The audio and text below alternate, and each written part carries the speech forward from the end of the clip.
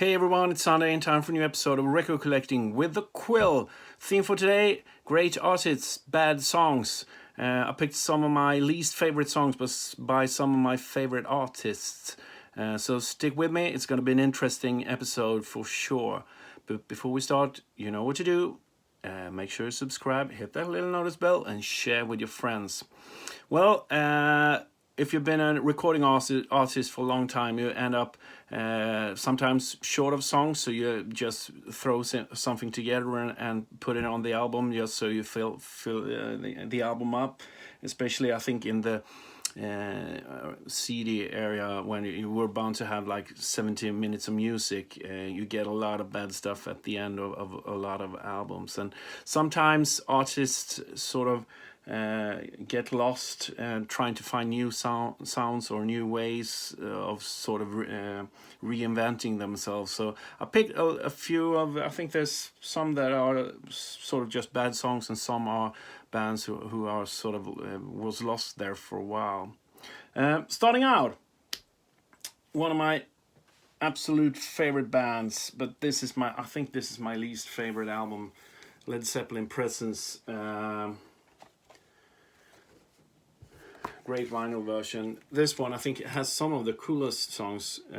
Achilles' Last Stand for sure is one of the best songs, but it also had one of my least favorite songs of theirs, Hot's On For Nowhere, I think, and also the T for One, those two, but I decided to go with Hot's On For Nowhere. There's certainly a band trying to struggle and stay sort of, when this album came out, so punk was happening, and they were sort of already seen as old dinosaurs, and they're trying to do some different stuff on this one. It was a lot of turmoil in Led Zeppelin around this time as well. So this one, I think, has some strong tracks, but Hot's On For Nowhere, nah, I don't. You have done a lot better than that for sure. Next one. Well, I would probably get killed for this one, but I picked a song from Rubber Soul with Beatles, and it's a Beatles song. Maybe it isn't that bad, but I never understood that song. It's the first song, Drive My Car. For me, it's so corny. It's almost like a children's song or something, and the whole beep beep, and I think the lyrics are quite bad as well. And they've done a lot of good stuff, but that's probably my least favorite song by the Beatles, because I think, as I said, it is so corny, and to my ears at least.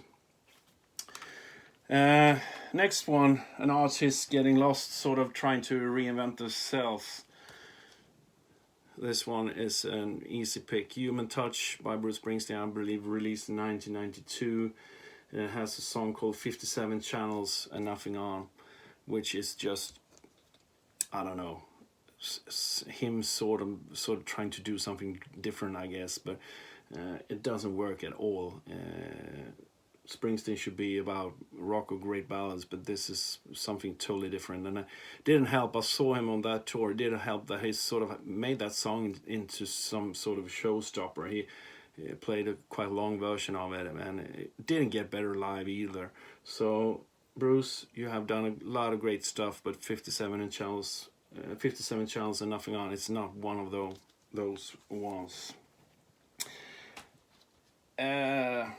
Next one, I'll go with this one. Guns N' Roses, Use Your Illusion 2, last track, My World. They recorded tons of stuff for the Use Your Illusion albums, and you get I don't know, it's always difficult whenever bands make double albums, because then you sort of usually put everything on the album, and then you end up with a couple of turds. And I think the last track on the whole Use Your Illusion series is something they just could have skipped. It's sort of Axl Rose trying, I guess he had been listening to Ministry or a lot of industrial sort of heavy music and wanted to do something for himself. It's just like 1.5 minutes and doesn't add anything to the album at all. So would have been better if they had just skipped it. But there's still some great songs. I haven't listened to these in years, and just set back the other day, and there's a lot of cool stuff on these albums as well, and a lot of like fillers as well, as you could imagine. But My World, next pick. Next one, well, this is sort of an odd album. The Van Halen Dive Down. Here the cracks started to show in the whole Van Halen between David Roth and the rest of the band, and you have a bunch of cover tunes here and a lot of stuff. And I've chosen the track Secrets, which I think is just plodding, and it's sort of, I guess, David Lee Roth and his sort of Las Vegas style, more crooning than singing, and sounds uninspired. And I read interviews with Eddie Van Halen, and I think this was the album when he sort of started wanting to go in his own way, and they made a great album after this one, 1984. But then when it was over, and I think Secrets, as I said, they made tons of stuff, and they made a couple of weird tracks, but I often on all of their albums, but I quite enjoy them. But Secrets is just plodding along, adds nothing, I guess. So next pick, Secrets, Van Halen. And the next to last one, this is an album often mentioned when it comes to artists getting lost, and it's sort of, you can't sort of forget about this one. I guess as a band, and especially when you watched the documentary about the recording, they were really lost, and they wanted to reinvent themselves, and it gets an A for effort, but the songs aren't just there, and the sound isn't there, and the track I've chosen is Invisible Kid. Some people will probably hate me, but I don't know, it sort of adds up everything that I think is wrong about it. The sound, you have this sort of new metal riff that doesn't fit Metallica at all, and I don't know, it's totally apparent that they are totally lost on this album, and it's gotten better, but they've done some weird stuff over the years. But that's on the other hand, one of the cool things with Metallica. They don't follow sort of trends. They go their own way, which is great, I guess. But here, I think this is. I tried to listen to it, sort of thinking that maybe the years have since the years has gone, this one has sort of have become better, but it isn't. It's really difficult to listen to, sound-wise and song-wise as well. So, my next to last pick, Invisible Kid, Metallica from Sankt Anger. And the last one,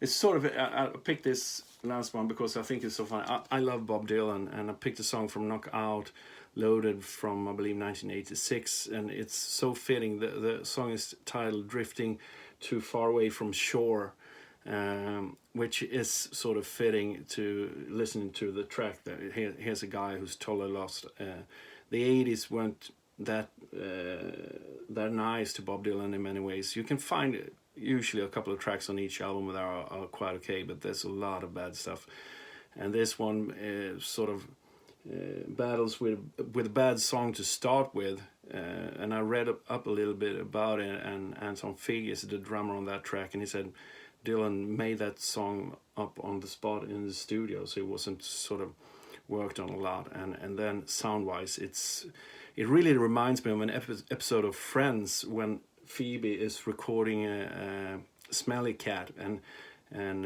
get all these sort of harmony singers and everything on it, and this sounds exactly like that, but except for Friends, they may sort of joke with the whole thing, but here you have an album that sound-wise, you have the drums sound so typically 80s, and you have all these harmony singers and stuff that doesn't fit at all with Bob Dylan's sort of output, both sort of lyric-wise and singing-wise as well. So my last pick for great artist, bad songs, Bob Dylan's Drifting Too Far Away from Shore from Knockout Loaded. Well, I guess some of you will probably say, oh, how can you pick that song? It's one of my favorite songs. Well, this is my personal opinion, and as usual, I would love to hear your opinion. What are your sort of least favorite songs by great artists? Please write in the comment section, and and I will try to sort of answer. I think that's one of the most fun things with this, sort of getting a dialogue about music. Also got to say thanks to all who came out. We played a sort of a special show in our hometown Mönsterås. Once again got honored by the local Rotary branch, getting a diploma for our work in music. So hats off. It was a fun night. We played we only played one song, but we got a really nice diploma.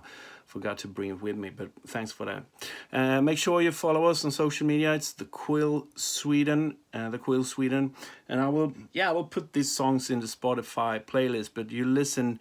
It's up to you if you want to listen to them. My advice is don't, but maybe you're a little bit curious having watched this episode. So they will be in the Spotify playlist. You find the link down below. Well, that's it for now. See you all again next Sunday with a new episode. Thanks for watching. Cheers.